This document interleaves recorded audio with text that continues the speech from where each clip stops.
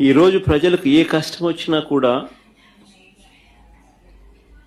పలుకుతా ఉన్న పార్టీ కూడా ఒక వైఎస్ఆర్ కాంగ్రెస్ పార్టీ.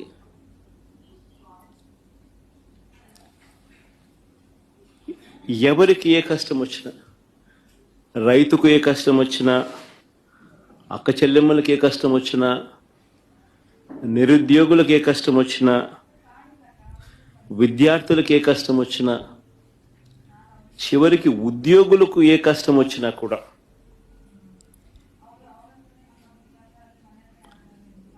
ఇదే కాక అధికారం కోసం చంద్రబాబు నాయుడు చేసిన మోసాలు, ఆయన సూపర్ 6, ఆయన సూపర్ 7 సహా 143 హామీలు తానిచ్చి